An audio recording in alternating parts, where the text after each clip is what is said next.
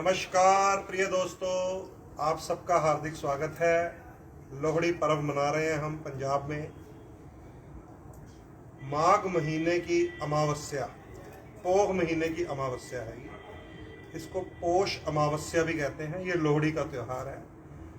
कल संक्रांति आएगी जिसे माघ संक्रांति कहेंगे, मकर संक्रांति कहेंगे। सूर्यदेव उत्तरायण हो जाएंगे। तो आप सबको बहुत बहुत शुभकामनाएं। Happy Lohri. Happy Lohri. Happy Lohri का सबको बहुत बहुत लोहड़ी की शुभकामनाएं।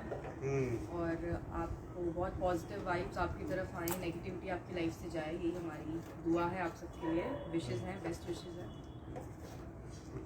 और आज मैंने पापा से पूछा कि आप मुझे बताएं कि ये लोहड़ी जो हम मनाते क्यों हैं, क्या इसका महत्व है। तो उन्होंने कहा कि चलो मैं सारी ऑडियंस से भी शेयर करता हूँ ये सवाल का जवाब। तो चलिए हम जानना चाहते हैं।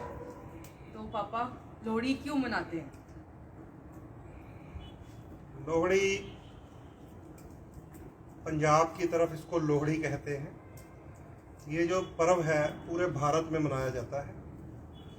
कहीं इसको पोंगल कहा गया है, कहीं इसको बिहू कहा गया है, और अलग अलग भारत के स्टेट्स में अलग अलग नामों से आज का दिन जो है पर्व के रूप में, त्योहार के रूप में मनाया जाता है।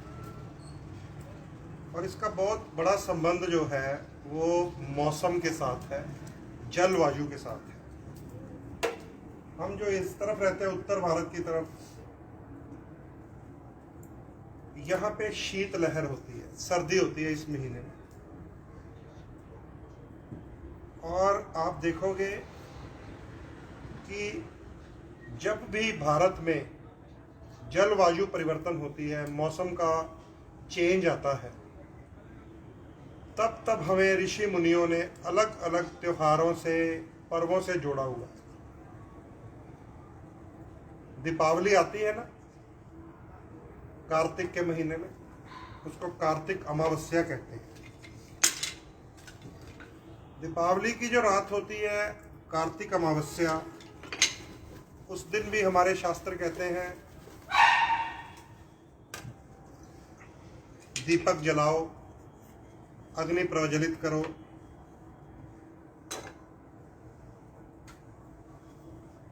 हम कितने दिए जलाते हैं दिवाली की रात को। फिर हमारे पास 2 बार नवरात्रे आते हैं। नवरात्रों में भी माँ दुर्गा की पूजा अग्नि से ही की जाती है। हवन किए जाते हैं बड़े बड़े। 9 दिन लगातार देवी की शक्तियाँ जो हैं उन्हें प्रणाम भी किया जाता है और अग्नि से पूजा भी की जाती है। अभी हम लोहड़ी मना रहे हैं, थोड़ी देर बाद होली भी आएगी। होली का जो पर्व है, जहाँ वो रंगों का पर्व है, वहाँ होली की शाम को भी होली का दहन किया जाता है। अब जितने भी ये पर्व हैं, त्योहार हैं, इनके साथ ऋषि मुनियों ने लोगों को जोड़ने के लिए कुछ कथाएं जरूर जोड़ी हैं, जिसको हम रिलीजियस कथाएं, धार्मिक कथाएं कह सकते हैं। जैसे होलिका का तो आप सबको पता ही है ना, भक्त प्रहलाद के साथ जुड़ा हुआ है।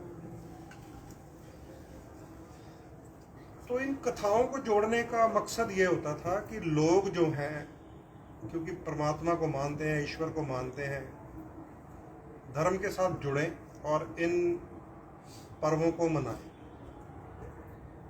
लेकिन इन पर्वों में जो एक डोर है वो अग्निदेव है। समझ दो इसको। हमारे वेदों में, शास्त्रों में अग्नि को ईश्वर का रूप कहा हुआ है, भगवान का ये रूप है। हमारा वेद है यजुर्वेद। पता है हमारे कितने वेद हैं? कितने वेद हैं? 4 वेदों में हमारा वेद है यजुर्वेद। यजुर्वेद में कई प्रकार के यज्ञों के विषय में ज्ञान दिया हुआ है। और जैसे ही जलवायु परिवर्तन होता है इस देश में, तो यजुर्वेद आप जब पढ़ेंगे, उन्हीं के दिनों के साथ जोड़कर हमें यज्ञ करने के लिए अग्नि की महत्वता को बताया हुआ है। हमारी एक कम्युनिटी है पारसी कम्युनिटी, बहुत सारे लोग अभी सुन रहे होंगे। जो पारसी लोग हैं वो केवल और केवल अग्नि को ही भगवान मानते हैं। जैसे हम तो भगवान के कई रूप मानते हैं, विष्णु भगवान के जितने अवतार हैं, है ना, हम उन सब अवतारों की पूजा करते हैं। उन अवतारों के साथ जुड़ी हुई कथाएं हैं, कहानियां हैं। जैसे श्री राम के रूप में हम रामायण पढ़ते हैं, रामलीला का आनंद लेते हैं। भगवान कृष्ण का रूप है, जन्माष्टमी मनाते हैं। भगवान परशुराम के रूप में अवतार लिया, प्रभु ने वामन जी के रूप में अवतार लिया, नरसिंह के रूप में अवतार लिया। ये हमारी प्रथा है। अब ये प्रथा भी कोई मामूली प्रथा नहीं है। इसे भी इंसान की जो जीवन की प्रक्रिया कहा गया कि सबसे पहले प्रभु ने एक मछली का अवतार लिया, उसे मत्स्य अवतार कहते हैं कि जल से मछली, समझे, जल में जीवन पैदा होता है, उसमें मछली, फिर वो मछली से बाहर निकले वाराह बने, समझे, फिर वो वाराह से बाहर निकले तो आधे पुरुष हुए, आधे सिंह हुए, नरसिंह हुए। फिर जब वो इंसान के रूप में आ रहे हैं तो पूरी हाइट नहीं ली उन्होंने, वामन के रूप में आए, बौने ब्राह्मण के रूप। फिर थोड़ा जब उन्होंने इवोल्यूशन हुई तो परशुराम के रूप में आए, जिसमें बल है, शक्ति, ठीक है ना। फिर श्री राम के रूप में आए, फिर कृष्ण भगवान के रूप की कथा है। तो ये जितनी कथाएं हैं ये इंसान के जीवन की प्रक्रिया के साथ जोड़ती हैं। अब आ जाओ लोहड़ी के त्योहार पे। आपने पूछा कि ये क्यों मनाते हैं, क्या इसका मतलब है।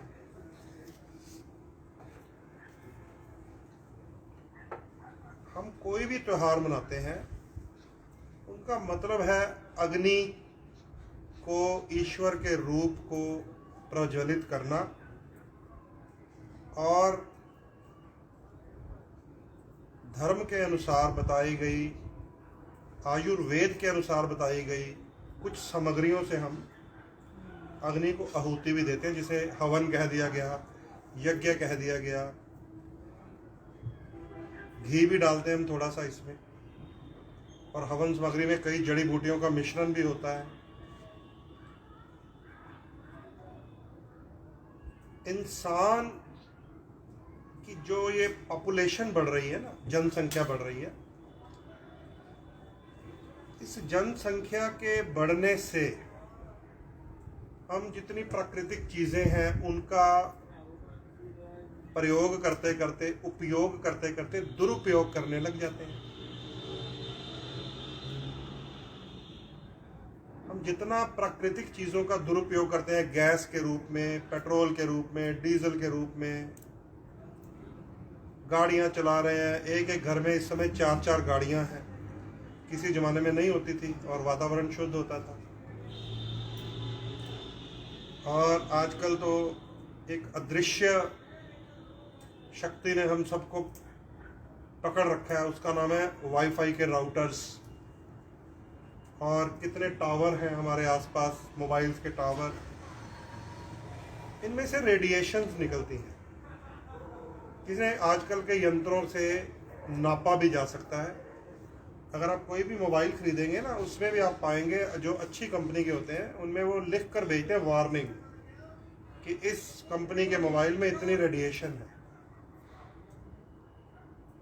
अब जब ये बहुत सारी गाड़ियों का प्रयोग हम कर रहे हैं, मोबाइल के टावर्स हैं हमारे आसपास, हमारे घरों में वाईफाई के राउटर्स हैं, ये सारे रेडिएशन पैदा करते हैं जो धीरे धीरे क्या बन जाती है, वैज्ञानिक भाषा में कहते हैं कार्बन डाइऑक्साइड। कार्बन डाइऑक्साइड बन जाती है। जब कार्बन डाइऑक्साइड बन जाती है तो वो पैदा करती है बीमारियां, तरह तरह की नेगेटिविटीज। दुनिया में कहीं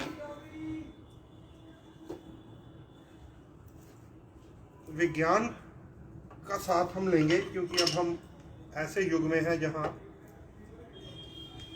पौराणिक वेदों के साथ साथ हमें विज्ञान को भी नमस्कार करना पड़ेगा,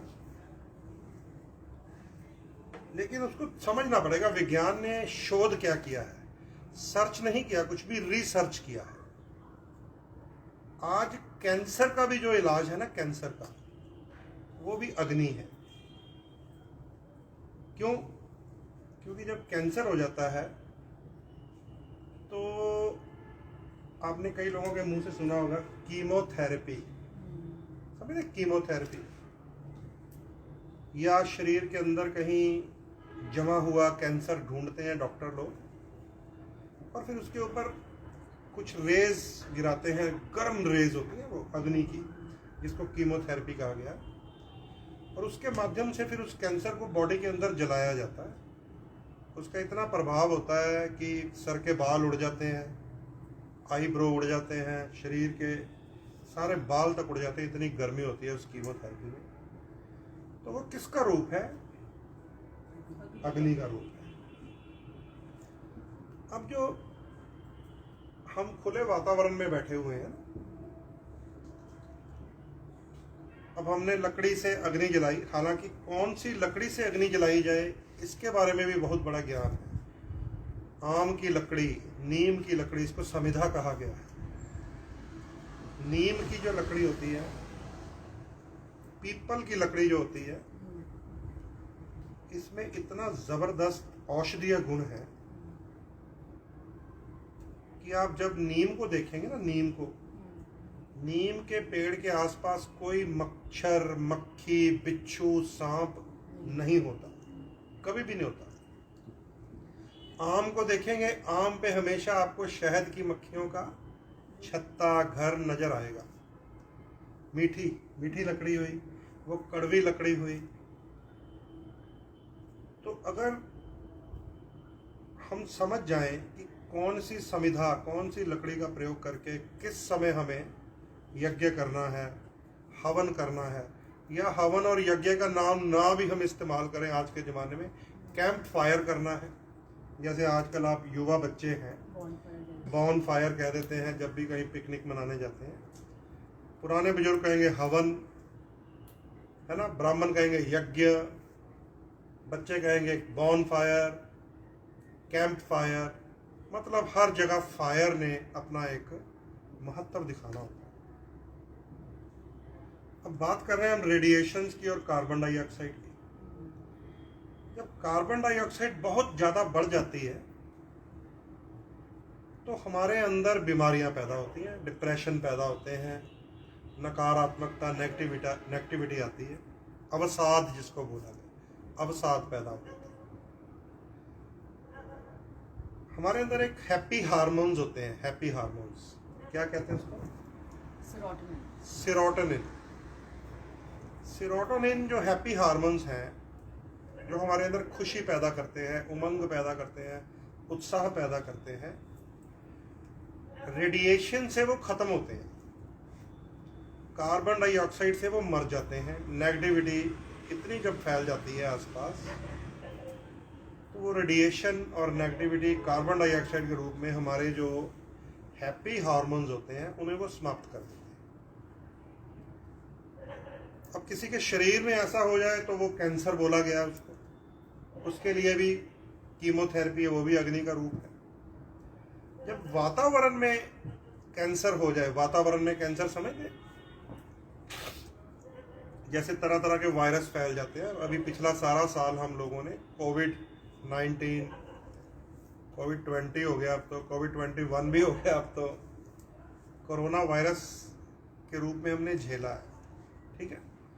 और आप देखोगे पूरे विश्व में भारत की जनसंख्या नंबर 2 पे है, चाइना के बाद, हो सकता है ऊपर ही हो गणना करने के बाद। लेकिन पूरे वर्ल्ड में भारत की मृत्यु दर कितनी निकली पता है आपको? बहुत कंपैरेटिवली बहुत कम। भारत की मृत्यु दर बहुत कम, नहीं देखी थी कभी? 2%, हाँ, मतलब बहुत कम थी। महाराष्ट्र में, मुंबई में बहुत बड़ी झोपड़पट्टी है, क्या नाम है उसका? धारावी। WHO को ये शक था कि अगर धारावी में कोरोना वायरस फैल गया तो पूरा हिंदुस्तान बर्बाद हो जाएगा। पूरा वर्ल्ड इस बात पे नज़र रख रहा था कि भारत में, महाराष्ट्र में एशिया की सबसे बड़ी झोपड़पट्टी है, शायद कुछ छोटे छोटे देशों से भी वो बड़ी होगी। और WHO को ये डाउट था कि अगर धारावी में कोरोना वायरस फैल गया तो भारत का वो बुरा हाल होगा कि दुनिया देखेगी शायद कि भारत नाम का कोई देश भी था। इतनी बड़ी उनको आशंका थी अंदर ही अंदर। लेकिन क्या हुआ, धारावी से तो कोरोना वायरस की खबर भी नहीं आई कोई। कारण उसका क्या है कि हमारे जीवन में अग्नि का बहुत बड़ा महत्व है। यहाँ जितने वायरस फैलते हैं, जितनी कार्बन डाइऑक्साइड बनती है, उतना ही थोड़े दिनों बाद हमें हमारे जो वेद हैं, शास्त्र हैं, वो हमें इजाज़त देते हैं, हमें निर्देश देते हैं कि एक दिया जलाया जाए, एक दिया जलाया जाए। इसीलिए घरों में भी जोत जगाई जाती है, दीपक जलाया जाता है। सूफी संतों ने उसको चिराग के रूप में प्रयोग किया है भारत में, है ना। कई जगह पे आप जाओगे चिराग जल रहा होता है वो अग्नि का रूप। तो भारत में हमारे, शायद आपको याद होगा, शायद प्रधानमंत्री ने भी दिया जलाने के लिए बोला था ड्यूरिंग द कोविड, है ना। जब वो थाली वाली का हुआ था तो शायद एक बार उन्होंने ये भी बोला था कि दिए भी जलाए 9 बजे ऐसे कुछ हुआ था, है ना। लोगों को समझ नहीं है तो मजाक भी उड़ाते हैं। चलिए वो कोई बात नहीं है। जो भी अच्छा काम करने जाएगा उसका मजाक भी उड़ेगा, और अगर वो सफल हो जाए तो उसको सल्यूट भी करते हैं लोग बाद में। आज भारत की मृत्यु दर सबसे कम निकली है और दुनिया का पहला देश है जिसने सबसे पहले वैक्सीन का इजाद कर लिया अपने लिए, और एक एक नहीं, 2-2, 3-3 वैक्सीन का इजाद किया। ये ईश्वर की कृपा है हमारे देश के ऊपर। अब जब शरीर के कैंसर को आपने समझ लिया, वो भी अग्नि का रूप होता है, केमोथेरेपी। वातावरण में जो कैंसर हो जाता है धुएं के कारण, रेडिएशन के कारण, पॉल्यूशन के कारण, डिफॉरेस्टिंग के कारण, पेड़ काट रहे हैं हम सारे, बहुत सारे। वातावरण में जब पोल्यूशन हो जाता है तो उसे दूर करने का ये तरीका है अग्नि। और ये हवन सामग्री है, तिल है, ये तिल है। इन तिलों का प्रयोग किया जाता है। ये कितनी आवाज आ रही है आपको, सुन रहे हो आवाज? ये किस चीज की आवाज है पता है आपको? ये विज्ञान की भाषा में बात की जाए तो तिलों के अंदर एक तेल होता है, ठीक है, उसको कहते हैं अमीनो एसिड। अमीनो, अब ये जो अग्नि में अमीनो एसिड डाल दिया मैंने तिल के रूप में, ठीक है, उससे जो ये अब फ्यूम्स निकलनी है, ज्वाला निकलनी है, धुआं जिसको बोल दें हम, इसको धूम्र चिकित्सा भी कहा गया है। बड़े बड़े बादशाहों की बड़ी बड़ी जो पटरानियाँ रानियाँ होती थी, वो शैम्फर मुश्कपूर से अपने बालों में धूमर दिया करती थी।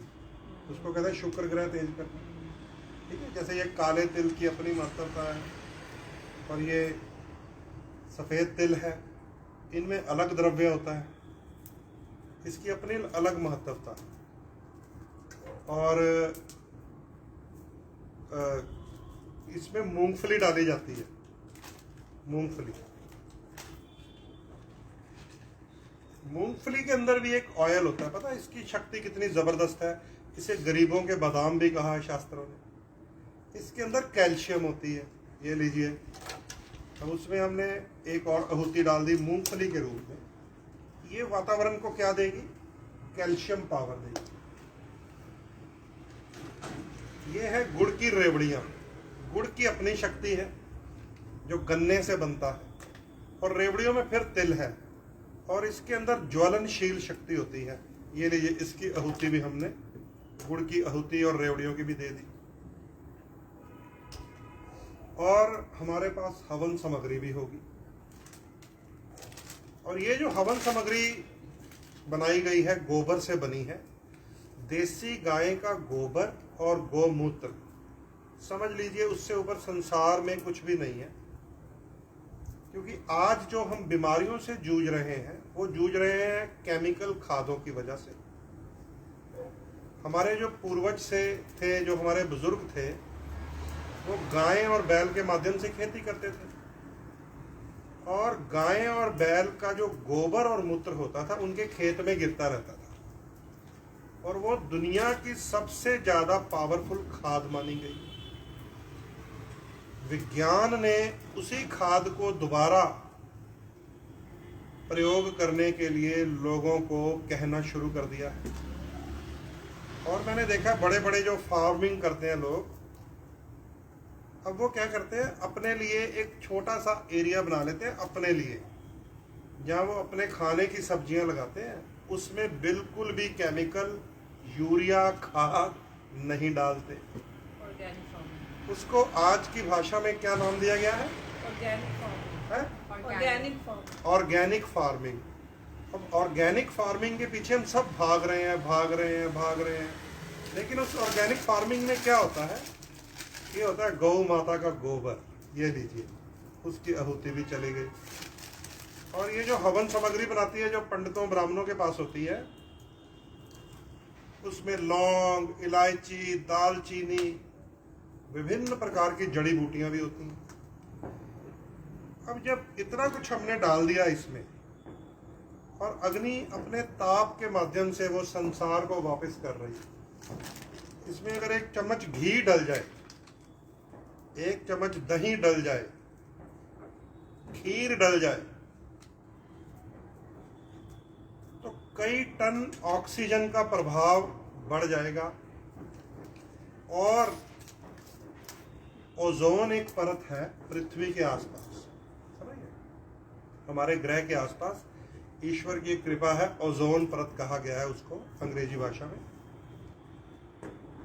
उस ओजोन में भी अब छेद हो गए हैं, क्योंकि इंसान ने ब्रह्मांड की खोज में जाने के लिए तरह तरह के रॉकेट बना दिए, जबकि ऋषियों ने, मुनियों ने, तपस्वियों ने, ब्राह्मणों ने आंखें बंद करके साधना की थी, मेडिटेशन की थी। कोई रॉकेट बनाकर ओजोन की परत को नहीं तोड़ा था। जब अभी स्पेस एजेंसीज पैदा भी नहीं हुई थी, नासा जैसी या हमारे इंडिया की इसरो जैसी, उससे कई कई लाखों वर्ष पहले हमारे पास पंचांग था। और उस पंचांग में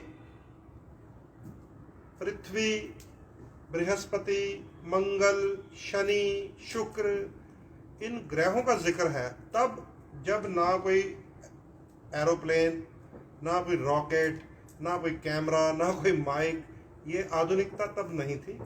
लेकिन हमारे ऋषियों मुनियों ने अपने आंखों को बंद किया, अपने तपोबल को जागृत किया, और जितना आप आंखें बंद करके बैठेंगे, जितना आप कम बोलेंगे, उतना आपको दूर की आवाज़ सुनाई देगी।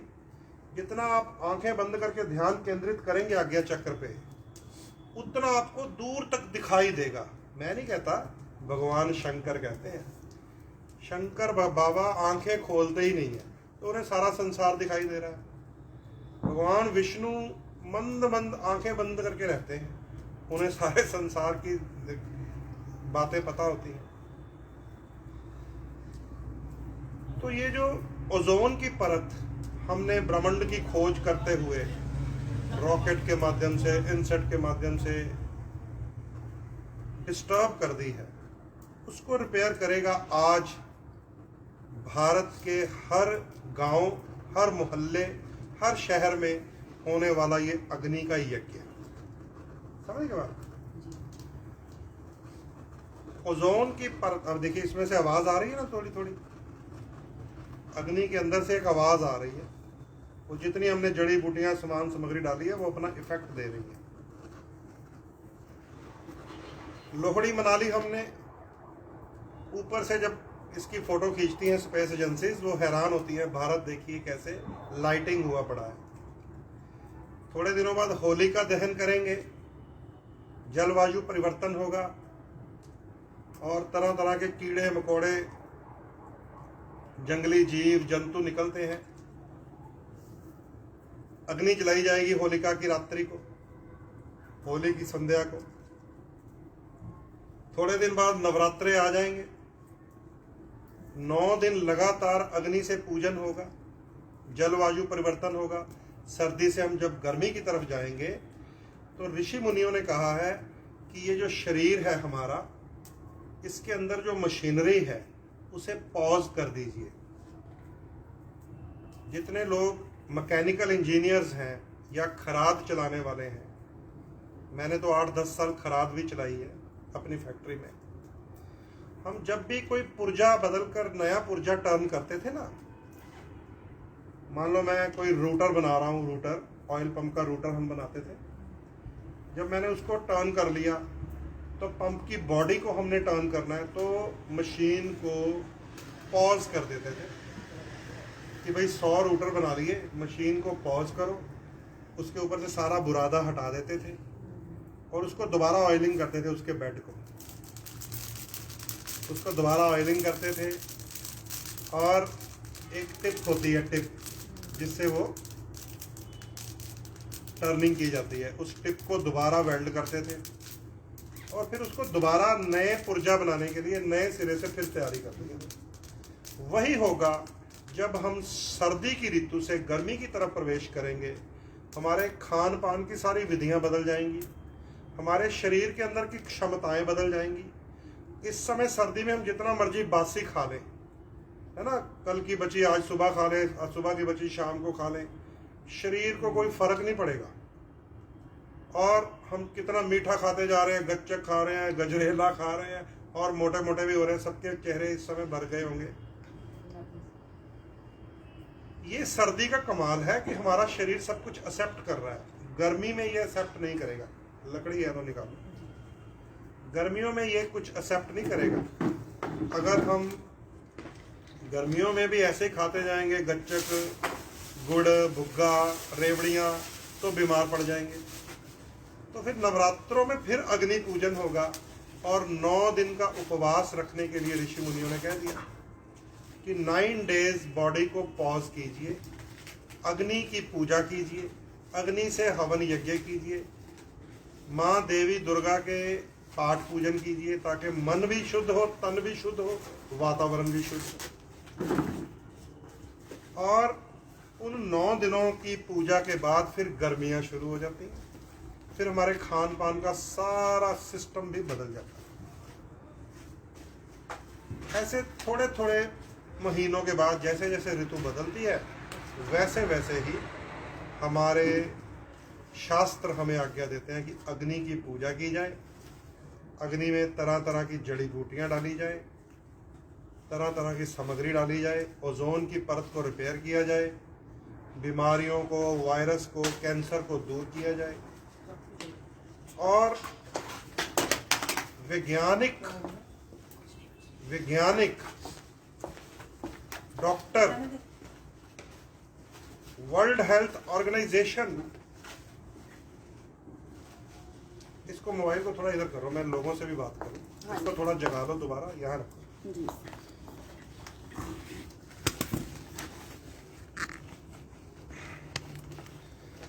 वैज्ञानिक जो हैं, WHO जो है, हैरान कि जितनी मौतें हिंदुस्तान में होनी चाहिए थी, क्योंकि गरीबी में हम रहते हैं, ज़्यादा हाइजेनिक हम रहते नहीं हैं। हमारा जो उच्च वर्ग है वो हाइजेनिक रहता है। हमें तो किसी को सैनिटाइज़र का पता ही नहीं था। बहुत सारे इलाकों में अभी भी साबुन, शैम्पू का प्रयोग नहीं होता है, आपको पता नहीं है भारत में।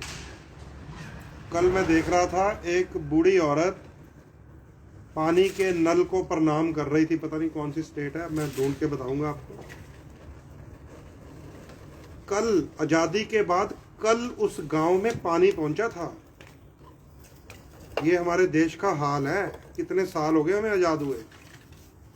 कल मैंने इसी फेसबुक में देखा कि एक बुजुर्ग औरत सरकार को भी शुक्रिया कर रही थी और नलके को ऐसे माथा टेक रही थी कि आज़ादी के इतने सालों बाद अभी कल की बात है, उनके गांव में, उनके घर में नलके से, पाइपलाइन से सरकार ने पानी पहुंचाया। तो पूरा वर्ल्ड जो है वो इस ताक में था कि भारत में जब कोरोना फैल गया तो ये मरेंगे बड़े बुरी तरह, और जब मरेंगे तो दुनिया देखेगी तमाशा। और महाराष्ट्र में धारावी जो है, जो सबसे बड़ा स्लम एरिया है, झुग्गी झोपड़ी, वहाँ पर सबसे ज़्यादा इनको आशंका थी। और ईश्वर की कृपा इतनी है, हमारे जो दिन त्यौहार पर्व हैं जिसमें हम बार बार अग्नि की पूजा कर देते हैं, बार बार कभी लोहड़ी मना लेते हैं, कभी होलिका जला देते हैं, कभी दिवाली के दिए जला देते हैं, कभी नवरात्रों के दिए जला देते हैं, उनमें तरह तरह की जड़ी बूटियां डाल देते हैं। तो हमारा इलाज हमारे वेदों ने, हमारे शास्त्रों ने नेचुरल तौर से कर दिया है। ठीक है, हम जब अपना निजी व्यक्तिगत खान पान बिल्कुल बिगाड़ ही लेंगे निजी, तो फिर तो भैया किसी को लीवर कैंसर होगा, किसी को हार्ट में प्रॉब्लम आएगी, है ना। हम देसी घ्यो खाई जाएंगे, पिन्नियाँ खाई जाएंगे, गजरेले खाई जाएंगे, तो हम हार्ट अटैक से मरेंगे ही। इस समय भी बहुत सारी मौतें पिन्नियाँ, देसी घ्यो, गजरेले खा के हार्ट अटैक से हो रही हैं। थोड़े दिनों बाद आपको पता चलेगा कि हमारे देश में पिछले दिनों में इतनी मौतें हुई, उनके पीछे क्या राज था। कोरोना के बाद मौतें हो गई हैं हमारे दिल्ली बॉर्डर पे। तो ये शरीर को शक्ति है जो हमारी, इस क्षमता को चलाना भी पड़ता है। पुराने ज़माने में चक्की चलाती थी हमारी दादी माँ, हमने देखा है। मैंने अपनी मदर को वो मदानी रिड़कते हुए देखा है। आटे वाली चक्की हमारे घर में थी और मदानी भी थी हमारे घर में, मैंने बचपन में देखा है। हैंड पंप था, हम खुद पानी भरते रहते थे उससे, है ना। अब तो बटन दबाया, सबमर्सिबल पंप, झट से टंकी भर गई, नहा लिया। हैंड पंप था, मैंने खुद चलाया हैंड पंप बहुत सारा। और एक सांझा हैंड पंप होता था जिसको मोहल्ले में, गली में लगा देते थे, और हमारे बाबूजी कह देते थे चलो, ये लड़कों को कहते चलो काका उत्थे खड़े हो जाओ, हैंड पंप चलाई जाओ, जिन्नियां घर दियां लेडीज़, जिन्नियां महल्ले दियां औरतां आनियां, सब नूं पानी भर के दो। देखो क्या भावना थी, ये दिन हमने देखे हैं, है ना। हम हैंड पंप चलाते रहते थे और मोहल्ले की जो आंटी, चाची, दादी, मामी, नानी, जो बुआ, मासी, है ना, वो सब पानी भर भर के ले जाती थी वहाँ से। और जब हैंड पंप बंद होता था फिर देखते थे डोले कितने बने हैं हैंड पंप से। तो वो समय था ऐसा कि जब इंसान अपने शरीर का प्रयोग करता था तो पिन्नियाँ खाई जाओ, गजरेले खाई जाओ, नुकसान नहीं करते थे।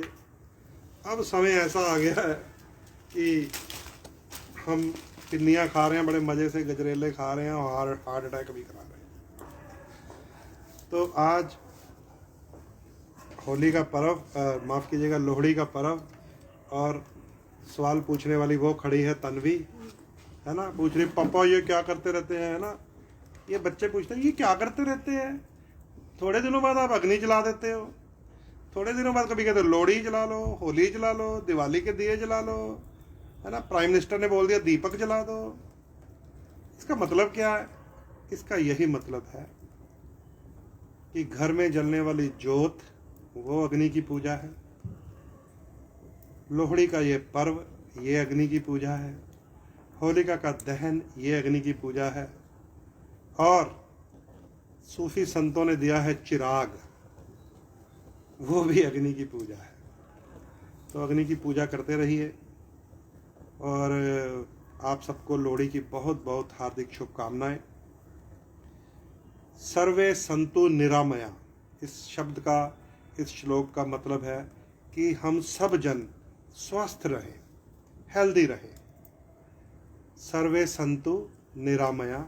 और आप देखेंगे भारत की जो वैक्सीन आई है कोरोना की, उसके बॉक्सेस के ऊपर भी टैगलाइन यही लिखी है, सर्वे संतु निरामया।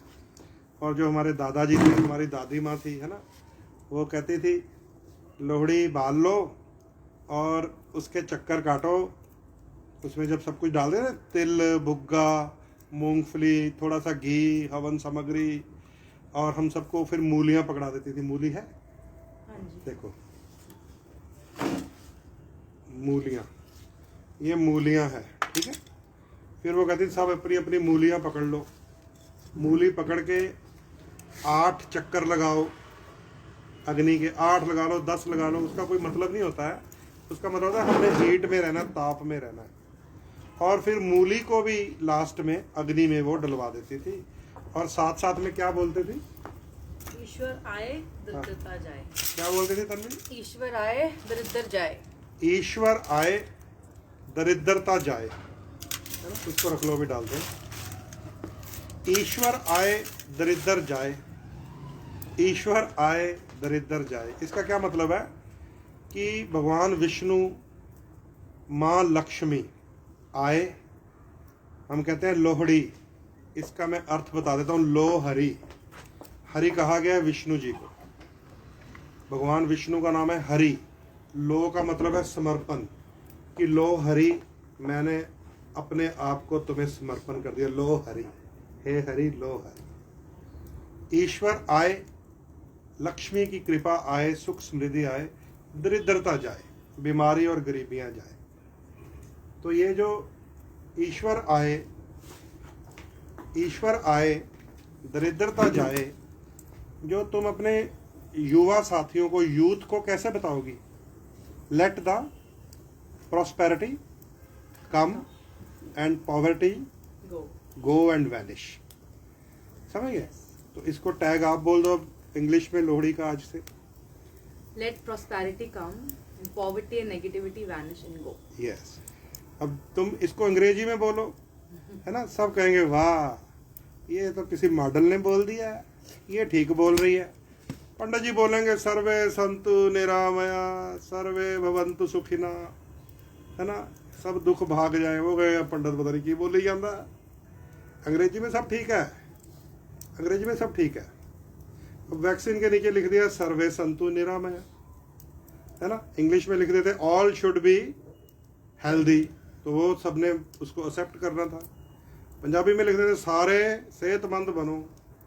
अब उसने बेसिक भाषा में लिख दिया है सनातन की, भारतवर्ष की, कि सर्वे संतु निरामय, कि सब जन स्वस्थ रहे, ईश्वर आए दरिद्र जाए।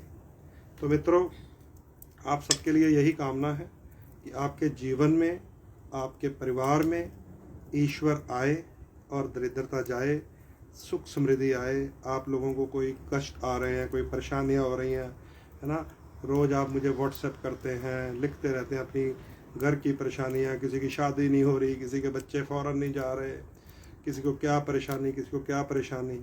तो मैं भी आपको बताता रहता हूँ, इसमें बृहस्पति ख़राब है, इसमें मंगल ख़राब है, इसमें राहु ख़राब है। अधिक से अधिक कुंडलियों में नेगेटिविटी राहु ग्रह से पैदा होती है। और आज अमावस्या है पौष की, पौ की अमावस्या है, कल से मग्गर है, माघ है ना। और एक चीज़ है, गन्ने के रस की खीर, याद है?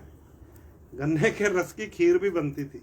उसका मतलब होता था कि बॉडी के अंदर अब थोड़ा सा हमें रिलैक्सेशन को लेके जाना है। गन्ने के रस की खीर शरीर के अंदर एक ठंडक पैदा करती है, लेकिन उसकी तासीर गर्म होती है। आपको पता है, बर्फ़ जो है, बर्फ़ कईयों से पूछ लो कि बर्फ़ क्या होती है, वो कहेंगे ठंडी होती है। आयुर्वेद के ज्ञाता से पूछ लो, वो कहेगा बर्फ़ गर्म होती है। बर्फ़ की जो तासीर है वो गर्म होती है, लेकिन वो ठंडक पहुंचाती है इंस्टेंटली। ऐसे ही गन्ने के रस की और गुड़ की बनी हुई खीर माघ की रात्रि को चढ़ा दी जाती थी पतीले में, वो रिन्नती रहती थी और पौष की रात्रि को, और माघ की सुबह फिर वो खाई जाती थी। वो इंस्टेंटली आपको कूल कर देती है, लेकिन उसकी तासीर ऐसी ज़बरदस्त होती है कि वो फिर हमें मौसम के साथ ही मिला देती है। तो ये इतना बड़ा ज्ञान है हमारे शास्त्र में, विज्ञान है। जितना भी हम लोहड़ी मना रहे हैं, अग्नि की सेवा कर रहे हैं, अग्नि में तरह तरह की चीज़ें डाल रहे हैं, है ना, ग्रह शांतियाँ भी इसमें हो रही हैं। अभी जो मैंने बताया ना, मूलियाँ भी डाली जाती हैं। मूलियाँ तो ये डालो इसमें। मूलियाँ जो है वो राहु का प्रभाव कम करती हैं, आपको पता है। आपने देखा होगा हमारी एक प्रथा है ज्योतिष की, लाल किताब के भी कई लोग उपाय करते रहते हैं। कुछ उपाय उसमें बहुत अच्छे भी हैं और कुछ बैक फायर भी कर देते हैं, मरवा भी देते हैं आदमी को। उसमें भी मूलियाँ चढ़ाई जाती हैं शिवलिंग के ऊपर। आप मंदिरों में मूलियाँ रखवाते हैं लाल किताब वाले ज्योतिषी भी। तो वो राहु की जो नेगेटिविटी होती है, शरीर में जो गैस उत्पन्न होती है ना, गैस उत्पन्न होती है, तो वो राहु होती है। अभी मक्की की रोटी सरसों का साग हम सब खाते हैं ना, मक्की की रोटी सरसों का साग खाते हैं, तो वो बहुत ज़बरदस्त बाह्यवादी कहते हैं, बाह्यवादी जिसको गैस्ट्रिक कहा जाता है, वात पित्त कफ में वो हमारे शरीर को इम्बैलेंस कर देती है। लेकिन उसमें फिर क्या क्या डाल दिया गया, अदरक डाल दी गई। राहु कंट्रोलर होती है अदरक। और जब भी सरसों का साग और मक्की की रोटी खाएंगे तो आपको साथ में सैलेड में मूलियां खानी पड़ेंगी, जो राहु की कंट्रोलर होती हैं, जो गैस पैदा कर रही है ना सरसों के साग ने। पीली सरों से राहु के उपाय किए जाते हैं, राहु के उस सरों उसी से निकलती है। तो मूलियां हम साथ में सैलेड में खाते हैं, तब जाके वो गैस कंट्रोल होनी है, नहीं तो हो नहीं पाएगी। इसलिए मूलियों को कहा गया राहु। और साथ में लस्सी पिलाई जाती है, उसको कहा गया शुक्र।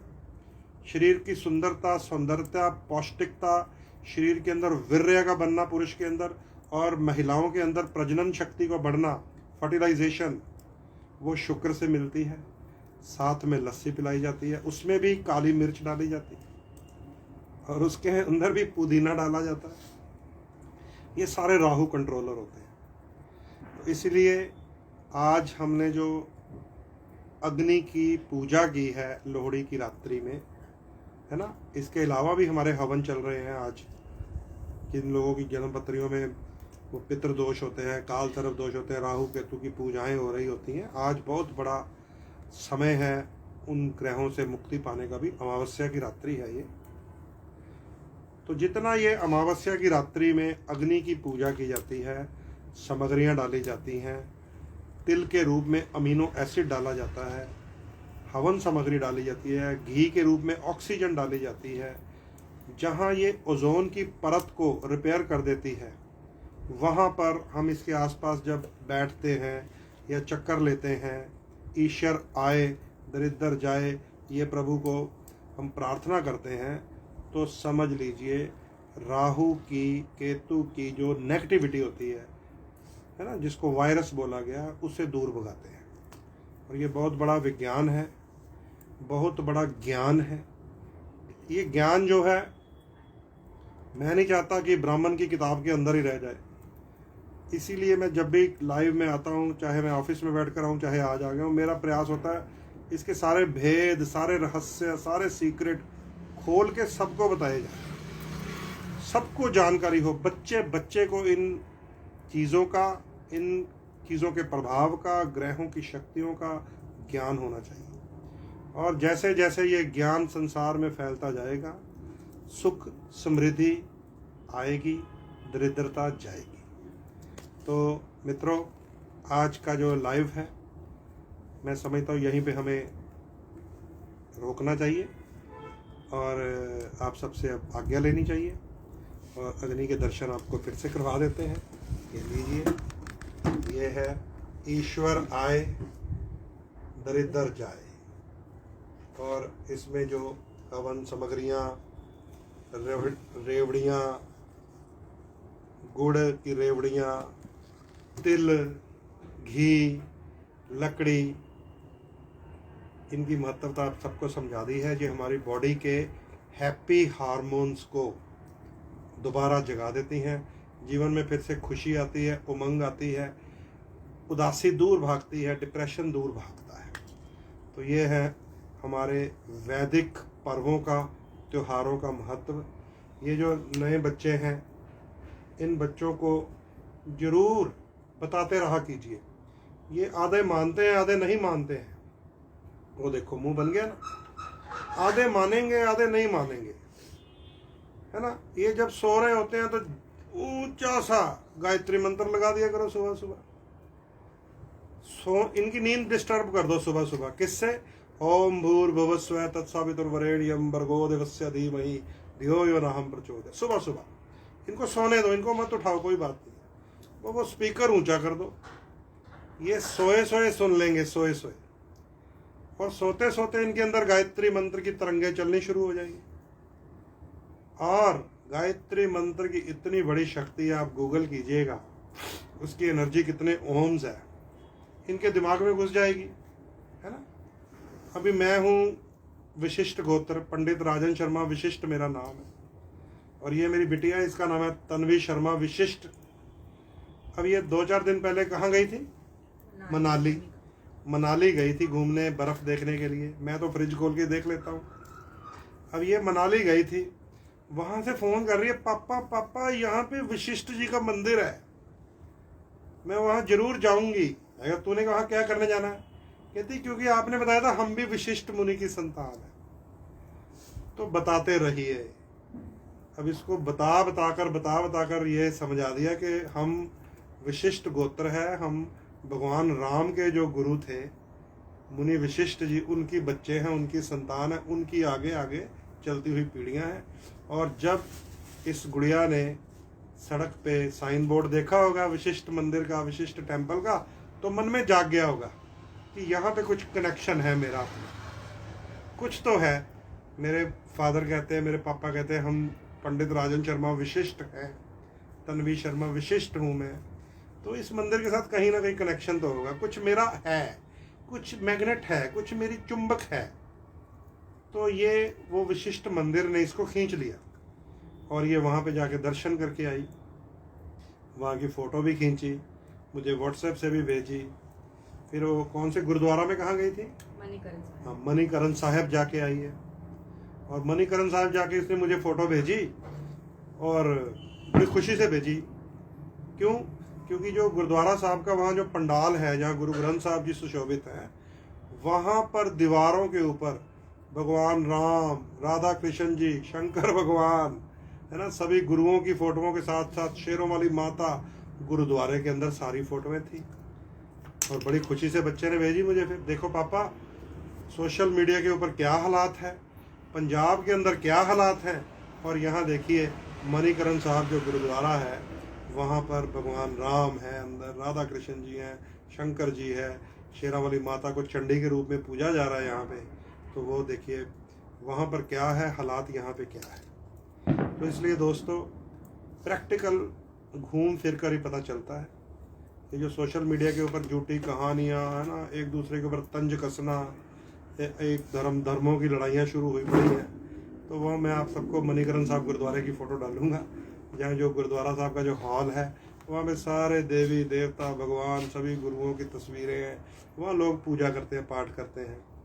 विशिष्ट मुनि के बारे में इसको जो पता कि मैं विशिष्ट गोत्र से हूँ, तो अपना संपर्क, इसको अंदर से कुछ ना कुछ हलचल हुई होगी मन में, तो विशिष्ट टेम्पल में जाके मत्था टेका। तो वो मैंने इसको पकड़ के नहीं बोला कि तुम विशिष्ट हो, मैंने कहा हम विशिष्ट हैं, हमारा नाम है पंडित राजन शर्मा। पंडित जी जब हमारे घर में हमारे जो पुरोहित आते हैं हवन करते तो पूछते हैं अपना गोत्र बताइए, तो ये सब बैठे होते हैं, मैं बोलता हूँ विशिष्ट। तो ये बताते रहिए, बस इन बच्चों को ज़बरदस्ती कुछ मत करिए, ये नहीं समझेंगे, इन्हें बताते रहिए, बताते जाएंगे, इनके अंदर वो बात रुक जाएगी और जब प्रैक्टिकली सामने आएगी तो फिर वो बात को ये समझ भी लेंगे। ठीक है, तो आप सबका बहुत बहुत धन्यवाद। आज के इस लाइव में आप जुड़े रहे, और जाते हुए फिर से आपसे आज्ञा लेते हुए भगवान को यही प्रार्थना करता हूँ कि आप सबके जीवन में ईश्वर आए, दरिद्रता जाए, भगवान विष्णु जी, माता लक्ष्मी की कृपा आए, दरिद्रता जाए। लोहड़ी का जो शाब्दिक अर्थ है वो है लो हरि, कि लो भगवान हरि, हम आपको समर्पित हैं। ईश्वर आए, दरिद्रता जाए। आप सबका बहुत बहुत धन्यवाद, शुक्रिया। अब हम लोहड़ी के आसपास थोड़ा सा क्या कहते हैं, परिक्रमा करेंगे और फिर उसमें अंतिम आहुति होती है मूलियों की, राहु ग्रह को ठीक रखने के लिए, वो डालेंगे और फिर जाएंगे अपने कमरे में। धन्यवाद, शुक्रिया, सबको लोहड़ी की शुभकामनाएं।